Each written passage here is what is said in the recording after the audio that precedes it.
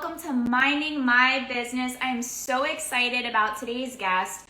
Welcome to Minding My Business, where you are at the platform to help you elevate your business, your mindset, and your life. Today I have Aimee Garcia on. I'm going to add her on right now. Hello. What's up, girl? Hi, thank you so much for coming on Minding My Business. Love this topic. So for those of you, this is Aimee Garcia. She is a legend. She's not even in the making. She's just a legend. Either you know about her or you don't. And she's also a personal trainer, an amazing one here in Miami, also an online coach, a pro shuffler. You did pro shuffling at the Ultra, and you're currently prepping for, is it a bikini or is it bikini? It's wellness competition. Nice. So thank you so much for being on Minding My Business. Of course. Thank you for having me, and thank you for that intro. Love it. Well, this show is all about celebrating you. Today, this is the day to celebrate you, but it's also a platform that was designed to really celebrate women. I think as a collective, we need to just celebrate each other more because women are just so epic. You know, women are they're just amazing. You're amazing. And, you know, there's just a lot of information. I think you're going to drop a lot of diamonds on everybody. And with starting out with that, I'm curious to know what got you into the career that you chose to get into. Interesting. Okay. Mm-hmm. Like, it's a very long story. I feel like we all have like our destiny and where it derives from. But I have pretty much have been like an athlete my whole life. In high school, I didn't find my purpose, so I would say like in my 20s, or I didn't know what my purpose was. And I feel like that's kind of normal. A lot of people struggle with that. Yeah. But one thing about purpose, like it'll kind of like ring at the door and you won't even notice it, you know? It'll always like be there. You just have to be very aware of it. So yeah, I was a track star in high school. I loved it. And then I kind of started resenting it because I didn't know the value of hard work. So I kind of just left it at that. And as I was growing up, everybody around me was a nurse. I was like, okay, well, if everybody's a nurse, I should be a nurse. And I went to school for that. I got my associates. And I just found myself very unpassionate about that. I knew that I loved helping people because when I was actually in the business, I liked it, you know, but I knew it wasn't it long term. And the hours were crazy. It was like 7 a.m. to like 7 p.m., like nonstop, no lunch break. And I feel like as humans, we're not meant to do that. We're supposed to have, you know, a balance in our day and not gas ourselves out. And then one day I was leaving my 7 to 7, wasn't even a 9 to 5. And I was freaking exhausted. And I was looking through Instagram and I see this post on hiring personal trainers. We'll get you certified, all of that. All you have to do is just come in for the interview. I went immediately. Something like sparked inside of me. And I had a 2-hour interview and he hired me. He said, I don't know what it is about you, but I know you have like you really want it. Like, I can see your physique, I can see it in the way that you speak about fitness. And I think I got certified, and here I am 6 years later. Mm-hmm. How was that photo shoot, by the way? You have some beautiful pictures that I know you said you were training for a while for that shoot. And you know, people don't understand. You mentioned such a key word about like the discipline and the dedication. And you know, people don't understand. They just see like the end result, but they don't see the process of things. Of course. Definitely, I feel like discipline is a word that just gets like thrown around a lot, and people don't really like dive deep into it. You really have to see your end goal, because if not, then you know the feelings rise up, the emotions, life. And for me, at least for me to like be disciplined, I'm a very like I need to have a to-do list. And that's what helps me, you know. And I feel like everybody should just really sit down with themselves and figure out what tools you can use to help you every single day. If you need to write a to-do list for every single thing that you do it if it's gonna benefit you, you know. So that's something that has really helped me, is just like putting everything that I have to do. And with competing, there's always something to do. You're like, you're done with your trainer, but then you have like 3 other things you have to do before you leave the gym. So I have like a Monday through Sunday list, and whatever I don't finish on Monday, I have to finish it on Tuesday, you know?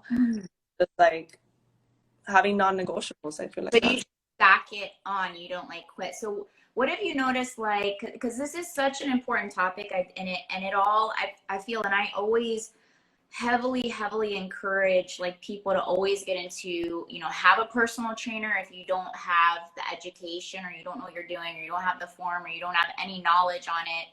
And but there's so much life skills that prepare you for bigger success in life when you have the structure of like taking care of your body. And what have you, because I know you're a woman where you like set big targets that aren't always going to happen like in a week, in a month. You know, you talked about that photo shoot, I think like a year or something like that. When you compete, like you like, I don't know what I'm going to do, but it could be like in a few months, it could be in a year, you know, like, so what is that process like when you have like daily distractions or something chaotic in life happens? You mentioned even in your stories that you had a family emergency. Like, how do you keep showing up for yourself when you could have every single excuse not to? I feel like you just have to want it really bad for yourself. A lot of people are very unconscious, and I feel like having a routine and, you know, digging deep and having those meditation practices uh, really grounds you. People might think it's silly, or it's like, what is a little journaling in the morning gonna do? That does everything for me, you know? Just reminding myself my values every single day. I write my goals every single day, even though I have it on a sticky note. I write it every single day because that's how bad I want it. I really want to achieve it, you know? Um, and I feel like, yeah, meditation is something that really works for me. If I need, for example, if I need a day to just cut it off days. And I got that from Beyonce, actually. And Beyonce's like, if you feel like really can't, take a day off. Take 24 hours like completely off, and tomorrow get back to it. You know? But we're humans. Things happen, you know, and you have to reset sometimes. Yeah, well, I guess like what I was saying is like not everybody's gonna get back up. You know, Oh, what do you feel? Because you're a coach, so what do you feel like and I know you're very good. Like I watch you, you're very good with like you know, especially your online and the accountability and support, and you could tell you really do care about people's success. mm-hmm. So what have you found to be like even for you too, because you know you actually do the work. There's a lot of coaches out there that don't do the work. You do the work. I really admire that about you, and you set, you know, really big targets, which is very admirable. And what is it that you think the biggest difference of people that want it bad but they don't get back up, or they're so discouraged to get back up, or like what is that fine line, like, you know? I feel like mindset, like your mindset, that is something that I feel like I am very grateful for, you know. Everything starts with your mind, obviously. Having, yeah, having a really strong mindset. And I feel like if you do feel like you cannot progress for whatever reason, you know, reach out for help. Like it's okay to have somebody help you out. I feel like a lot of people just think that they can carry this whole weight on their shoulders by themselves. And as humans, we're not meant to do life by ourselves. And I feel like when you're in that hole, I call it the black hole. When you're in that hole, like your ego and your pain body takes over. And anything that somebody can tell you at one point when you're in that hole can either get you out of it, or it can dig you in, because the ego defends whatever it is. But I feel like having somebody next to you, like a coach, like yourself, me, example, a therapist, can really help you out in those situations. But besides that, mindset and meditation, and consciousness. I feel like being conscious of just life, everything, grabbing, like that helps a lot for me, grounding myself. Yeah, yeah. And I mean, and I love that you say that too about coaching. I mean, like, you know, I've invested in coaches. I see you in the gym. We train together side by side. One day I was like, yeah, what a surprise. And it inspired me to just be in your energy. You know, when you're around other people that are more skilled than you, that are doing better than you, it's inspiring, Yeah. you know, and like, you know, you have coaches, like the best of the best have support and they have coaches, and I definitely think that's important. I think a lot of people think like you just do it on your own, you know, but that never gets you to that next up level. What do you feel like, as because this is very conversational too, like, and if you guys in the chat, if you have any questions for Aimee or any pain points that you're struggling with that you want to address, like we do look at the comments. So go ahead and share your love, share your comments, ask questions if you have any questions. Like we're here. This is for you guys. So tell us about like some of the things that keep you really focused in your day. Like what are some of your like non-negotiables that you mentioned meditation was one of them to help really keep you like grounded. But do you have any other non-negotiables that you're just like, I just cannot live without it? To function at higher levels, like operate at your peak performance. Yes, I 100% need to do my morning routine. My morning routine is about an hour long. I'm not going to say that I do it every day, you know, the whole entire hour together because I have a busy schedule as well. But even if I get home right now, I have like 2 more things to do on my morning routine. I complete it after the call, you know. It's just I feel like you need to pour into yourself before you pour out into others. And I do catch myself sometimes saying, do I really need to read those 10 pages in the book? And then that is when you need to actually step in and read the 10 pages in the book, because how life works, you're going to find something in the book that day that you're going to need for that day. So if you set these intuitions and intentions for, you know, having this lifestyle, I feel like you should follow up with it every day because it's for a reason. It's an intuition that you need it. You need that morning, that 1 hour in the morning for yourself. Mm-hmm. And my morning routine consists of scripture. I'm Christian, so I read scripture, I study it, I apply it. Have you watched the movie The Chosen, by the way? No, I haven't. Oh my gosh, I binge watched it because you're talking about that. I was like, I'm gonna write it down. Yeah, The Chosen, literally, just be careful. Plan a day for the day off. I had that Sunday. I was just like, I need to snuggle with myself and romance myself and it ended up being like literally a 4-hour binge on The Chosen. It's the whole movie about like Jesus, and it's just really, it's great. Oh. Mm-hmm.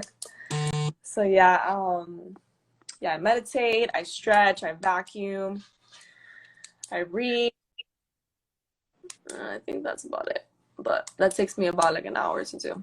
Mm-hmm. And my journal is my intentions for the day, writing all my goals, what were my challenges the day before, so I can have a, you know, better mindset going forward.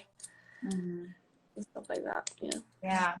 What do you feel like you posted this, so I only say things that people post because I know the show's called Minding My Business, but I need to know who I'm interviewing. Have conversations. So you posted one of your videos that I actually watched a while ago, and you reposted it. It was a phenomenal reels that you created on your shuffling journey and just the put down and what you had to overcome in order to follow your dreams. One of that was a toxic relationship. For those, because this is always a common thing, especially for our ladies that want to hear more information about like when you're in the process of letting go or being in that space of singlehood, because now you seem to be in a very healthy relationship and very happy, and you seem to be very happy. Congratulations. But you know, there's a space in between, and a lot of people stay and they settle and they tolerate certain things. And what was that space like where you created that space? You said that circle. I call it the ostrich space, where you just have to go in and you just have to like sometimes let go of everyone that doesn't serve your growth or your dreams or wherever you're trying to accomplish. What would you say to people that are in the space of I don't like to say the word finding themselves, but maybe like exploring their own journey or embracing the falling in love with themselves and valuing their self and finding the importance within them? I feel like that is the most important thing you can do in this life.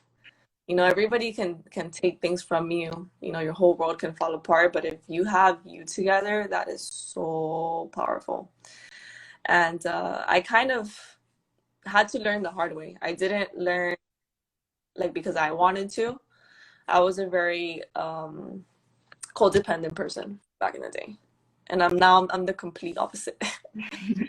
And that relationship, actually, the one that I had posted the reel, I was very codependent for like a year. And then we had broken up, I would say 3 days before quarantine started. Mm. So going through a breakup through quarantine, like really tough because you couldn't go anywhere. You know, you couldn't escape your pain. You literally had to face yourself every single day.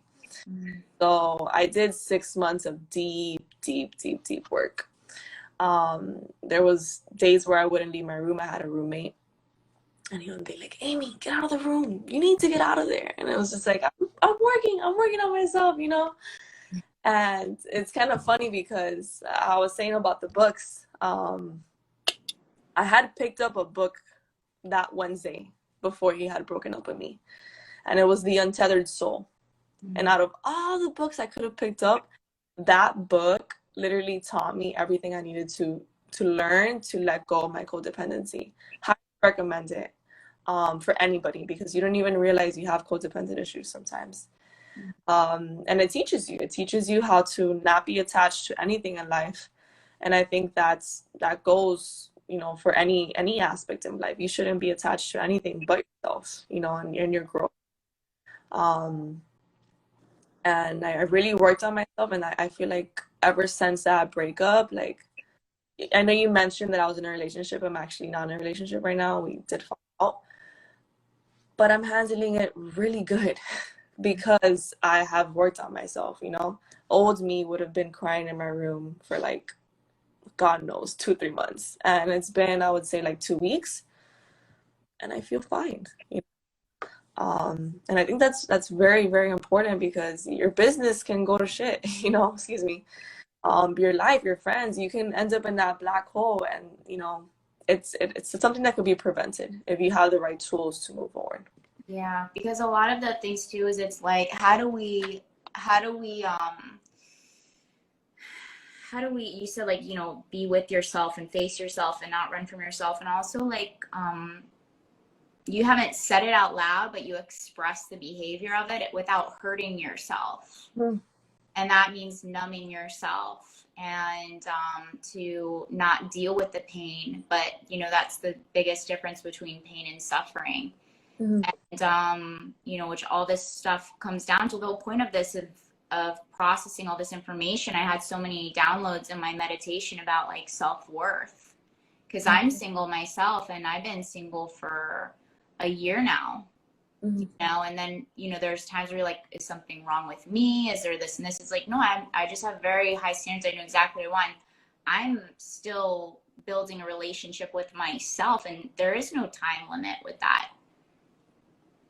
You know, I think with a lot of women, we are hard on ourselves when it comes down to that type of stuff, of the way that society projects things. Yeah, no, I've seen the happiest of marriages that you see on Instagram, and they're super toxic, you know, so we can't even think like, I'd rather be by myself than to be in a toxic relationship, you know. Mm-hmm. We have to have faith. We have to have faith that our soulmate is somewhere out there. He's probably working on himself too, you know. So it's better to, you know, come together when we're all healed, we've worked on ourselves and all of that.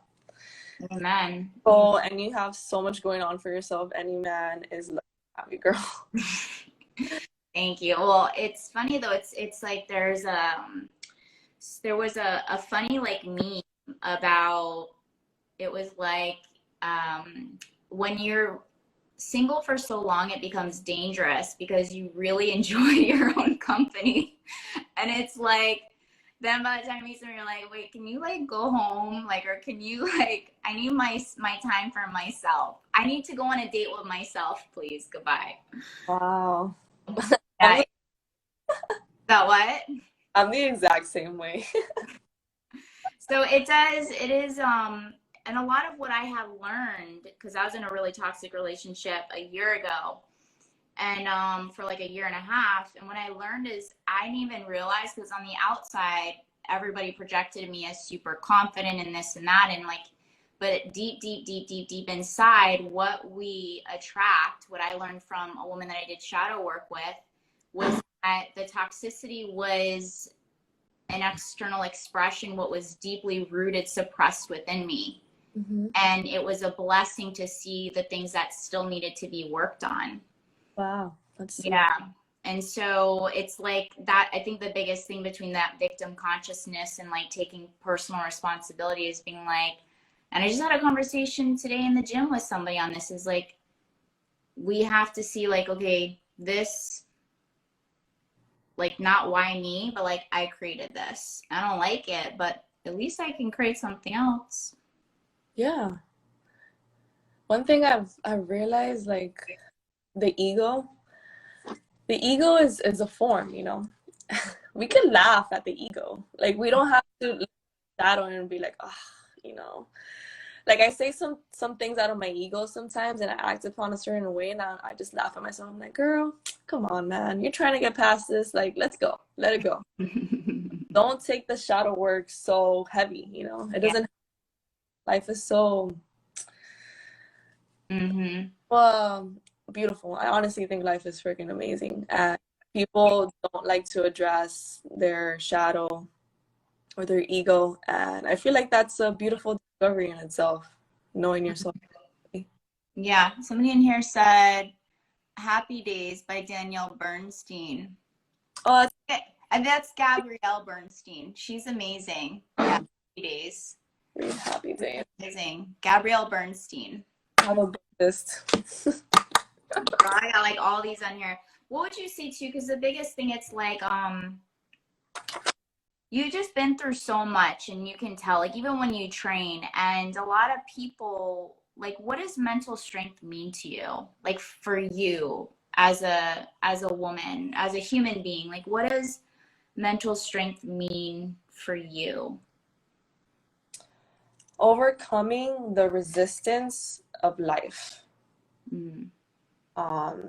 I look at my obstacles as like, this is how I visualize it. I visualize it like, this is the obstacle, and I always want to be tougher than the obstacle. You know, always having the upper hand of it, because resistance is only resistance if you resist. You can just flow. I feel like life becomes a lot easier when you don't resist against the things that you need to do. Like, I don't like to be at the gym sometimes for 2 hours and then have to do cardio for another hour. You know, that's very mentally, when you think of the beginning to the end, it is very mentally exhausting.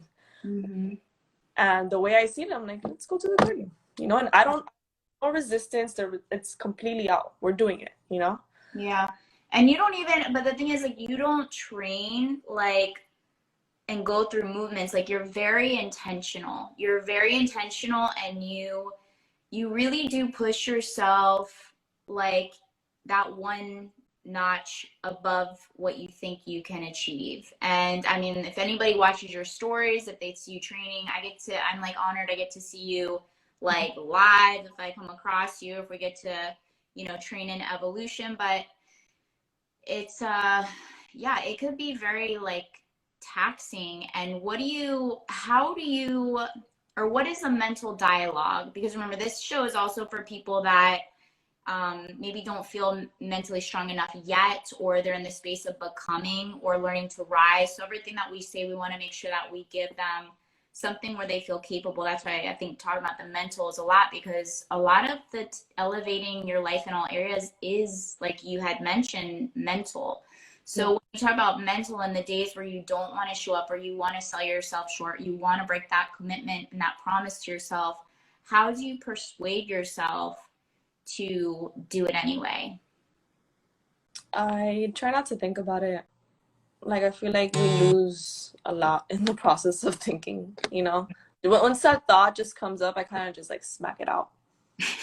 You know, it's not like, Yeah. it's true, you know? I can't give like a beautiful answer when it comes, it's straight up, it's so Yeah. simple, we'll miss it, you know? No, it is, because I literally every single morning that I have my scheduled appointment, I have a little mental battle, and I just as I'm having the battle, I'm still up, I make my bed, I pour my tea, like I'm still going through the movement as I'm just allowing the kind of chatter. I'm like, listen, we're going, girl. Like, we're going. That's it. Yeah. Stop. You know, but I feel also at this point with the years that I've accumulated, it's also become a habit. So like when somebody's just developing, like when you have students or clients where they're in like their beginner and they've never had the lifestyle before. Yeah. Like, Well, my coaching clients, I definitely have them journal a lot, and then I get back to them, and then we discuss, we have a conversation with that. Because a lot of it is like unawareness or not having the right tools, you know, like some people, they don't even dissect their thoughts to the point where it's just like, you need to be conscious of what you're thinking. Like your brain is made to help you, but it's also made to do detrimental things to your life. Like there's two different sides, three different sides of the brain, you know, of personalities. Um, at least, for example, like working out. When I work out, I try to be in a mental flow state, you know. I try not to have too many conversations while I'm working out. I try to be very focused, and I kind of just close my eyes and start meditating, to be honest. I kind of see, whenever I like work out, I kind of see like a little like white like pathway, and I just focus on that. You know, I focus the entire time. I focus on my breathing, you know.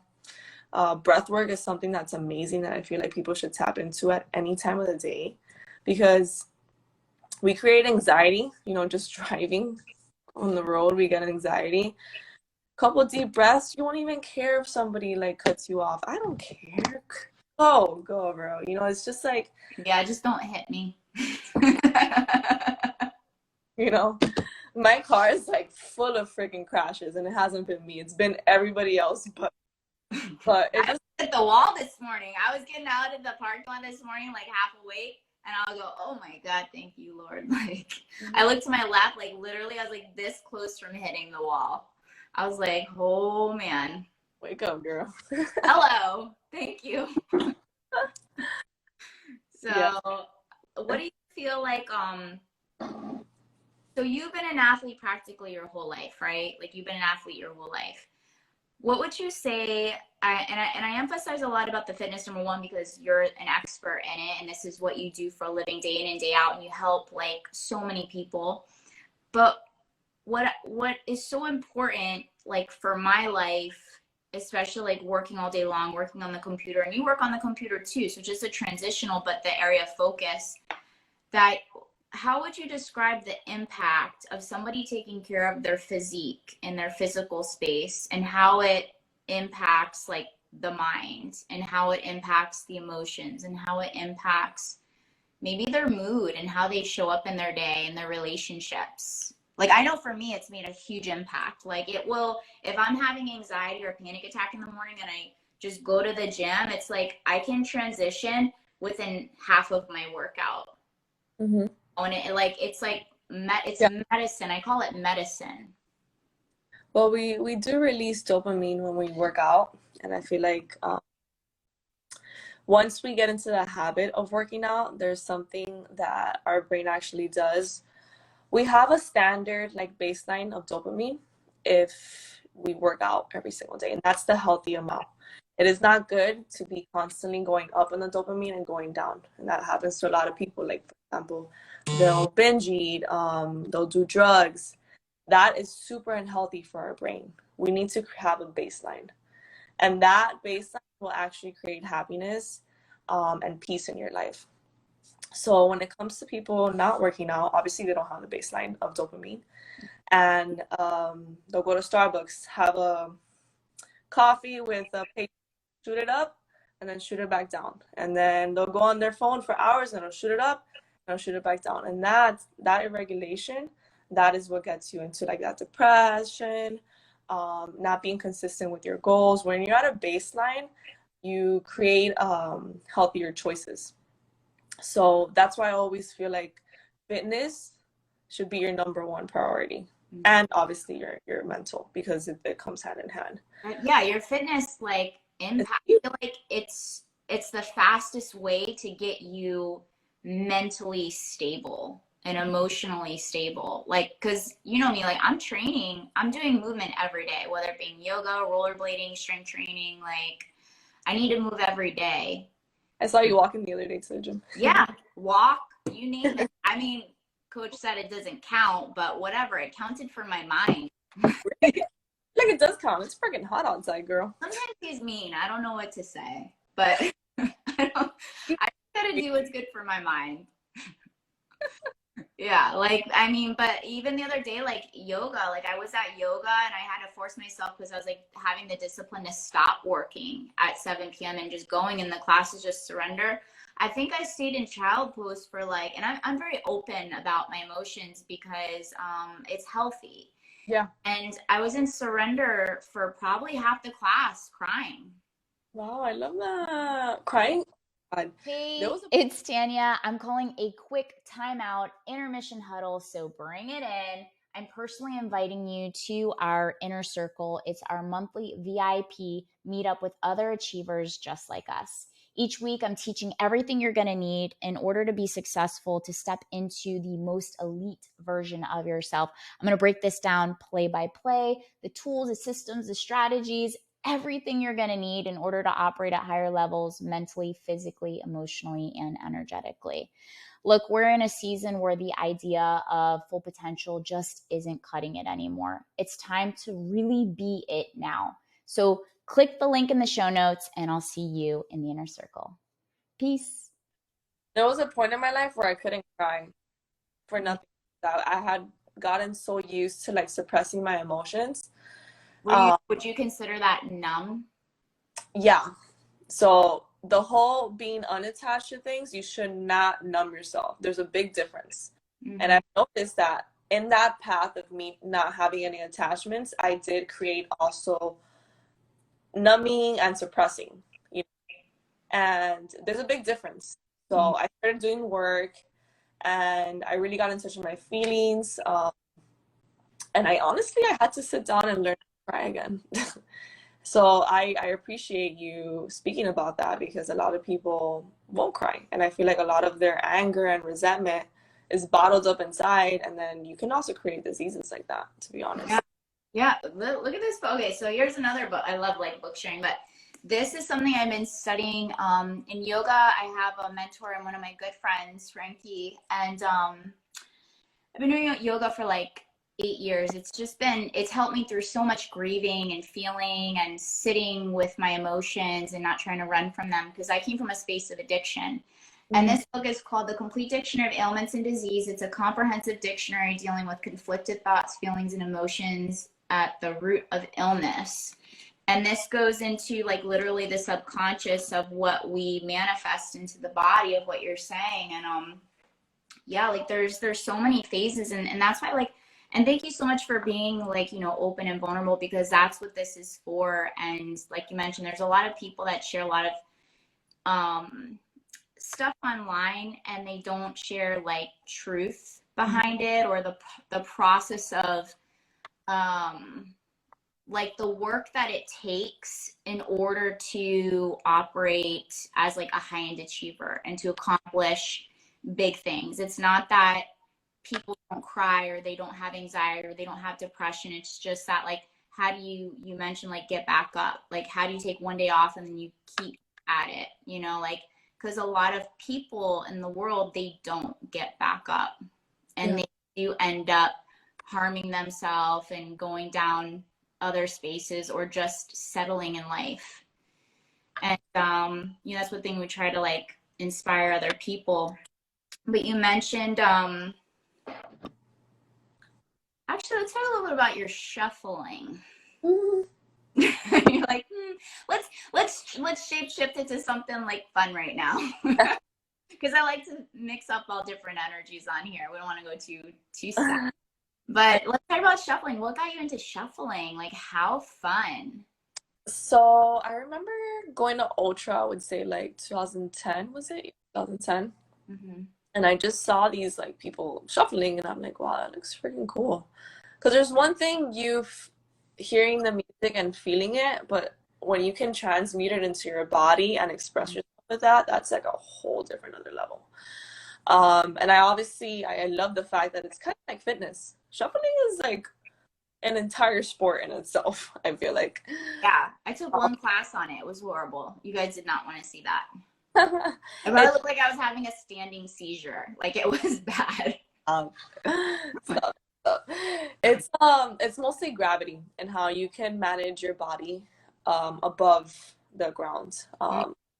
You know, there's more to it, but yeah, I loved it. And then I kind of like stopped doing it for a couple years. And then I got back into it when I was with my ex, because he was a DJ, and most of my friends went to his DJ events, and they were shufflers. Mm-hmm. So I started practicing. Then once we broke up, which he had in the moment of us like being together, he had told me like shuffling is whack, you know, and that kind of like, you know, words are so powerful. That stayed in the back of my head till this day. Yeah. And when we broke up, I told you it was during quarantine. I literally would shuffle for like 6 hours in my balcony all day because there was literally nothing to do. And I was like, if there's something that I'm going to like learn out of this quarantine, is how to shuffle and be like obviously good at it. So that took place. I met some friends, which the shuffle community here is so beautiful. Everybody's so empowering and nice and wants to collab with you and teach you. So I gained a lot of my friends through shuffling. I'm very, very grateful for that. And then, yeah, I tried out for Ultra Angels and I ended up making it. And that was the first time that shuffling was actually on stage at a big music festival like that. So it was pretty insane to be You're the OG now, huh? part of the group of that, you know. But yeah, shuffling is a great alternative to cardio. I'm just not doing it now because you can't really measure how much calories you burn. So with competing, everything is so like, you know, precise. If you go over, you lose your butt. If you don't do enough, you don't get enough cardio. It's like it's on for now. Yeah, it's literally like a science. And you know, what's one of the most like the sports where you have to be so on point? Bodybuilding is, I think, one of the hardest sports that you can do. And it's a sport because you have training, you have like you train almost every day and you have to have your food exactly on point with your training. A lot of athletes, like they can be lenient with their food. Most of them, like most sports, you can be lenient and then just train really hard, but you got to be on point with your sleep, with your training, with your food, like everything. And you don't even get paid to do it. Yeah, you got to pay them. How messed up is that? The way I see it though, eating actually like keeps me in check. You know, I create this physique that a lot of people admire. So it does help my business in a way. But you waste a lot of money competing. It's not a beautiful sport like that, but if you love it, to me, it's beautiful in its own weird way, I would say. Well, it is beautiful. It's just seeing where you can take yourself, you know, and above and beyond. It's a commitment. It's something that can be measured.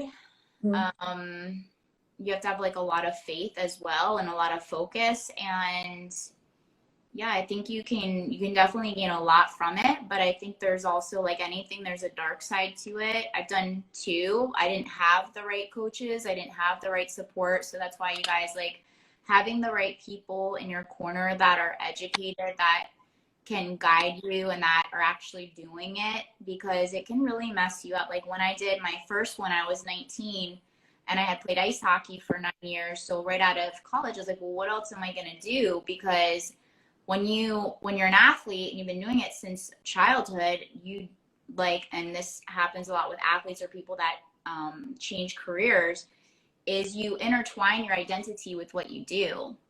And so the moment that one thing is taken from you, and same thing with relationship, if you intertwine your identity with someone or something and it is taken from you, you lose yourself, or you feel like you've lost yourself because you were never whole. Yeah. And so I transitioned into competing, and that first show I didn't have the right people in place, and I ended up gaining 60 pounds that year from developing severe binge eating disorder. So a lot of people see the beautiful parts of it, but there's also a dark side if it's not, done right with the right people like yourself. What would you say, like, is this your first, your second? How many have you done? That is where I'm going to. Yeah, the first time I've done two shows. Well, Okay. my second time around, I'm sorry. First show, I didn't know what the hell I was doing. I let my emotions take over me. But because I felt entitled a little bit. I kept What do you hearing mean? in my ear telling me, you look good, you're gonna win, da da da. And I heard, and I soaked it all in, and I was like, oh, I got this in the bag. I don't need to like do this. My ego was like through the roof. And I'm admitting it because I have worked on it and I'm past it. And we all have egos. So I feel like, Everybody. It's funny. I'll have an ego as I'm rollerblading. I'm like, yeah, I'm good. And then I'll trip. yeah, exactly. Thank you for reminding me. That, Almost fell. uh-huh. And that's exactly what happened to me. And I got backstage and I was like, holy shit, these girls are freaking, they got bigger legs than me. And I'm the one that had the biggest legs in elevation. And I started freaking out. I was like, oh, hell no. Like, I'm going to lose. Like, every freaking possible thing went through my head. And I didn't do my posing how I wanted to, I got very nervous because I realized that somebody's always working harder than you. And that kind of snapped me out of like the victim mentality and my ego. And this time around, like, I don't have, if somebody tells me I look good, I'm like, okay, thank you. Like, that's it. Like, and I have to keep moving forward. But it's just second time around, I feel like you have more experience. You're coming from experience. And yeah, you learn from your mistakes. So I feel like this competition is a little better. In the sense where like my mental is a little more stable. But I created a terrible binging disorder after my last competition. That shit was scary. It's real. People are like, oh, that's not an addiction. I'm like, you have no idea. The moment you touch something that you've eaten that you haven't eaten in 6 months, it's game over. You want to eat the whole freaking. And yeah, and it's a form of self-abuse. Like, food is really, it can be anything to numb or avoid, or where you feel like you have no control, and it impacts everything. Like, then you're like mentally dull, you get depressed, you want to drink. Like, it's just a downward rabbit hole. And yeah, it's not fun to not feel in control of your life or in the basics. And I think it's one of the hardest addictions personally to overcome, because you have to make peace with it. You have to make peace with food because you cannot survive without food. yeah. Yeah, I feel like in a sense it did give me an eating disorder when I got off prep, but So if you're a very conscious person and you want to work on yourself, you look at it as a lesson. And then moving forward, this time around, hey, I'm not going to go crazy like how I did last time. I literally, have you ever taken a Mena? Mena? I think it's what's called. What is that? It's like something to make you go to the bathroom. I had to take that because I ate so much in one day that I clogged my intestines. It was Oh yeah, I mean back in the day, I mean this is when I'm 38 now, so this is when I was like 20, almost like 20 years ago. mm-hmm. It was, and then I did one again at 27 just to see because I had to heal. I wanted to heal first. And yeah, no, I did it all. I don't think they were called that then, but I definitely took laxatives. I abused laxatives. I ended up becoming bulimic. Like there's just so many things that, you put yourself through, and it's self-abuse, It's just because somebody isn't like, I forget the word. I just found the word the other day. It was like not cohesive, but it's like see something where it's like a form of like self-abuse or whatever. But like, I don't know. I don't want to get down that hole with the audience today. What is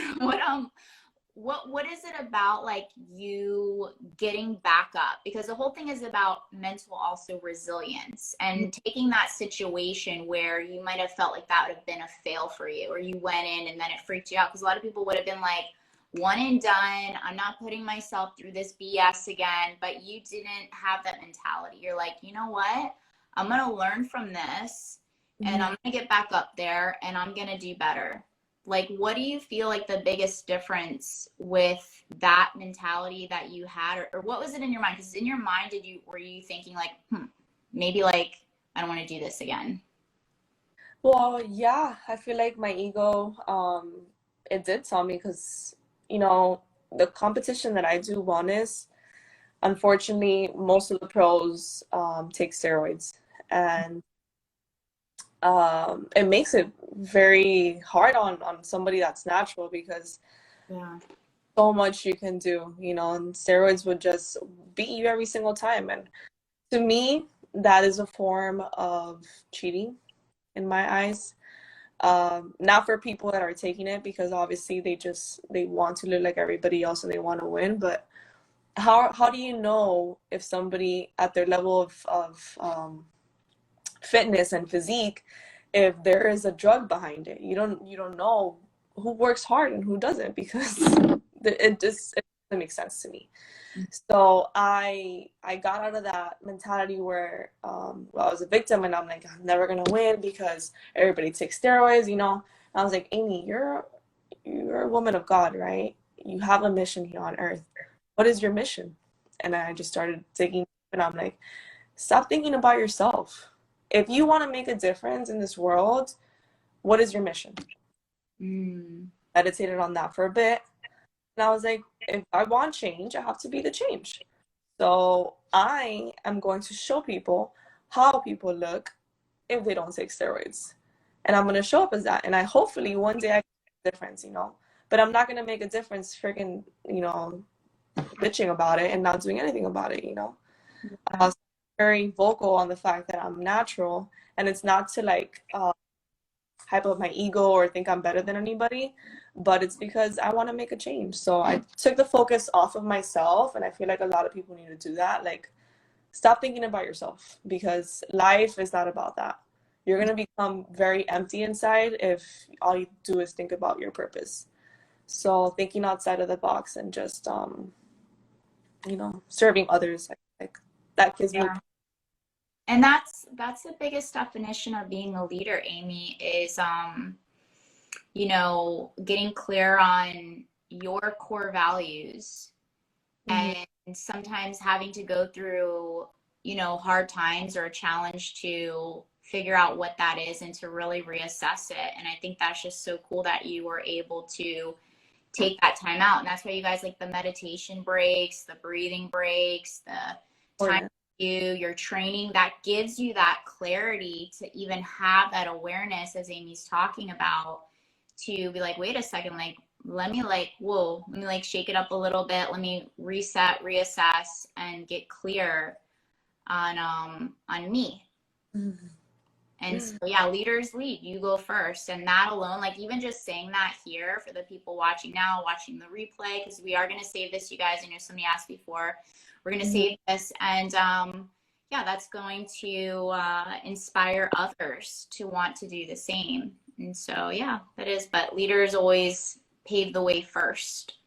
Yeah, 100%. And people are watching, people are listening, you know. Yeah. Everything is not what it seems. Like, for example, I was backstage at Olympia, and, you know, there was girls that their voices were not feminine, you know.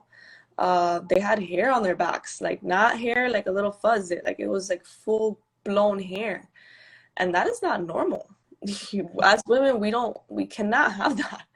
And the girl that I thought was gonna win the competition, that everybody thought, she didn't even make it on stage. She passed out before she got on stage.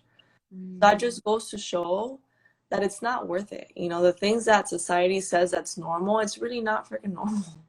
Yeah. And I feel like we haven't progressed sometimes as humanity is because we keep accepting this norm. So we need people like you and me to speak up and be strong. Yeah. That also comes into the space of like even our body, like knowing like our body does not define us because nothing is permanent. Not even our bodies are permanent. Yeah. So we have to, you know, like you had mentioned, like take a moment and get clear and get right with God or universe or energy, whatever you believe in, get right with yourself. Check in daily, not just every once in a while, but daily. And yeah, like get clear on your core values because you will lose yourself. Even in a competition, you'll lose yourself. And you'll always come back home, but it sometimes takes time, you know? And I think that's a power of our choice. So, Yeah. we have a question for you. So when you're not on prep, how do you maintain your relationship with food? Do you have a cheat meal once a week? Eat something small and sweet every day? Mm-hmm. Okay, so I actually on prep, I do have a cheat meal once a week. So that just goes to show that either way, I still have that cheat meal. But off prep, I am just I treat my relationship with food, and I tell this to my clients, as a relationship. You know, you don't show up to a relationship unconscious and then expect for your partner to react to you in a positive way. You know, you want to show up for breakfast. If I want to have a lean, healthy body, I'm going to eat the foods that require for me to have that lean, healthy body. Now, if I want to indulge, if my friends are going out, you know, I have balance. When I'm off prep, I have maybe 1, 2, 3 cheat meals a week. But of course, it'll reflect my body. So just being conscious of that. I feel like if you need to treat your relationship with food how you would treat everything else in life. How you do one thing is how you do everything. Those are facts. What would you say? Like some people think, okay, so when I was back in the day, gosh, it sounds so old. Back in the day when I was in that world, I was in that season of my life. Cheat meals in my mind, because when I hear cheat meal, so I want to make sure that people are clear on what cheat meals are. Cheat meal was like literally like Sal's. Back then we had Sal's Pizzeria for where I was. I don't know what it's called over here, but it's like a big Italian place. I would get like everything on the menu and eat overstuff myself in that meal. So when somebody says like cheat meal on your program, like what does a cheat meal like mean? Because I think people can think of it as a binge, because cheat meal for me was a binge. No, cheat meal is one meal that fits in your plate. You know, you can eat on the table. It's not a whole table Thanksgiving buffet. No, definitely not. Calories in, calories out, girl. Like I told you guys, I had a bad coach. If I had Aimee back then, I wouldn't have had to suffer for all those years. No. I would definitely snack out of that nonsense. There is no way, you know, you yeah. People just, they know, like, you know. No, people don't know. When people think cheat, I'm telling you right now, like when people think cheat, because I had to reprogram myself on mindful eating for a long, long time. When people think cheat, it's like eat everything and anything. So I want sure people understood that, because like still to this day when I hear cheat, like that's the image I get is like fiesta. Yeah. You know? So I think even when you describe it, like be like, listen, you guys, it's literally like the same size of every meal. You just aren't like, I don't know. Yeah, it's one meal. One meal. And you can have two. You know, it all depends on your goals. Mm-hmm. But definitely not a whole day of eating. Don't listen to Tanya. I don't do that anymore. Yeah, good. Because I literally would feel horrible. Like, and I never want to live one day ever feeling like that again in my life. Because that is a form of self-abuse. Of course. That is a form of self-abuse, and it took me a long time to understand, and that comes back to the relationship that we have with our body, with our mind, with our emotions, because that does impact your mental health. All coming back to like what you're saying, I agree with you. I feel that like if we learn to take care of our bodies, a lot of the mental ailments and diseases and the emotional instabilities will at least somewhat get a lot better. Not like 100%, because there's other work that needs to be done, but for the most part, it will help a lot. Yeah. It will help a lot. Answer that question. Oh yeah. Hi girls, is it bad to take pre-workout in the morning with nothing in the stomach? I think you know the answer to this because yeah, no. So you're supposed to actually have a meal before, something healthy, healthy fats, protein, carbs. You don't necessarily have to have the carbs, but you can healthy fats and healthy proteins before, and definitely water. I am not a fan of pre-workout. You know, we don't really hear stories like that because we live in America and everything gets disguised here. But there's a lot of cases of pre-workout doing damage to the body. Yeah. Not only that, you don't want to have caffeine in the first 2 hours of you waking up because it shoots up your blood sugar, and then it regulates all your hormones throughout the day, and you'll be making unhealthier choices because of your blood sugar spike. So definitely do not recommend at all. Mm-mm. I can say I had issues with my thyroid for a while, and I was addicted to pre-workout. Mhm. And my guy, the natural hormone guy that I was going to, spending thousands of dollars for him to tell me that to get off my pre-workout. Yeah. So Sometimes it's Aimee so just paid you thousands of dollars. You could take that thousands of dollars and invest in for her. that's Bro. No, like hard. bro, like and then I had withdrawals. I had like headaches and migraines. Like you don't know like how addictive you become even on certain supplements until like you get off of them, and the side effects. It's literally like the same side effects of overcoming any other addiction, like migraines, headaches, moodiness, and it causes adrenal fatigue. That's how they get you addicted to them, because if you don't have them, you're like tired. And why do we take them? Because we're tired. Yeah. So it's like, I feel like we always have to come back to what is actually normal. Water, prioritizing sleep. Whenever your addiction is like taking over you, you have to come back to the truth. You know, the truth is not pretty.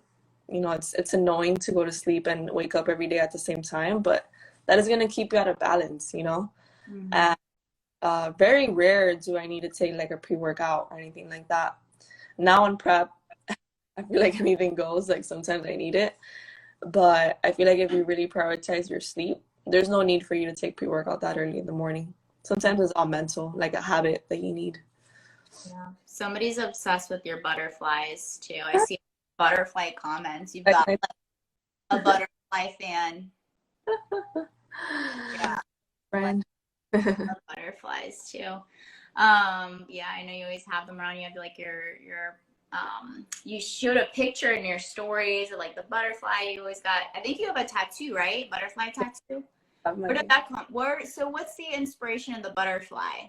And your program is called Morphosis.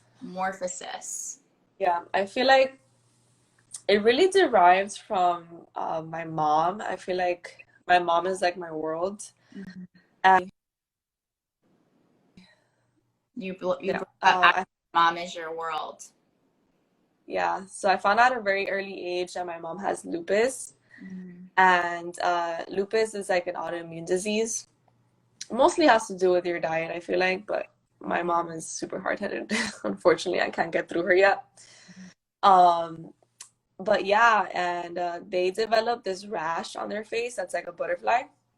I always felt like a connection to that, and it somehow like kind of uh, has made me feel safe and knowing my purpose. I always wanted to retire my mom. So it kind of like just keeps me going. Like I still got work to do. I haven't retired her yet.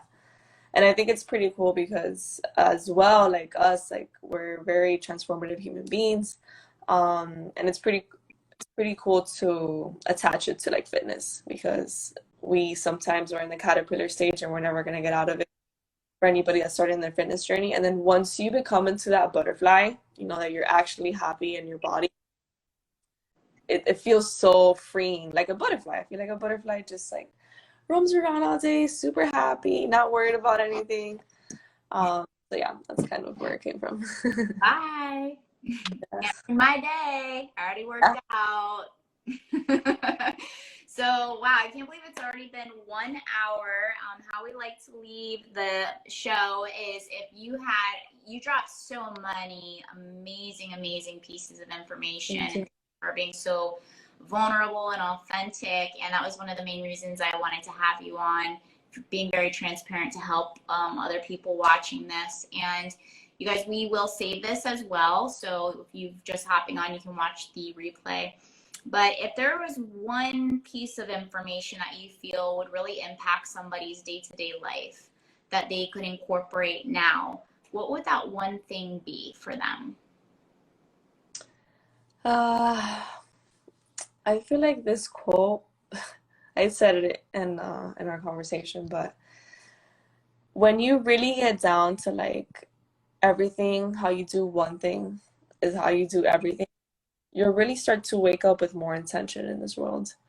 Having that laser focus and knowing that you want to be the best in everything that you do, I feel like can take you to really far places. That goes from like making your bed in the morning, you know, sweeping something off the floor, being it there for like 3 days, going to the gym every single day. You could carry that momentum throughout everything else in your life. Yeah. Thank you so much. That was just, I loved this time together and being able to get to know more about you. You're just such an amazing woman, an amazing human being. And I know that God's going to continue to bless you and you're just going to continue to serve just so many people. Thank you, love. Same. I feel that same energy from you. So what you see, I see in you. Mirrors! Yes. Thank you guys so much for sharing your time with us on Minding My Business, where we're here to support you on elevating your business, your mindset, and your life. Every Tuesday, we have a powerhouse speaker that we like to celebrate, and Aimee Garcia was the it today. So thank you so much for joining us. Make sure to watch the replay and drop your love, share a comment below, and share this post that you know will serve other people. Until next Tuesday, bye. Bye, loves. Thank you. Bye.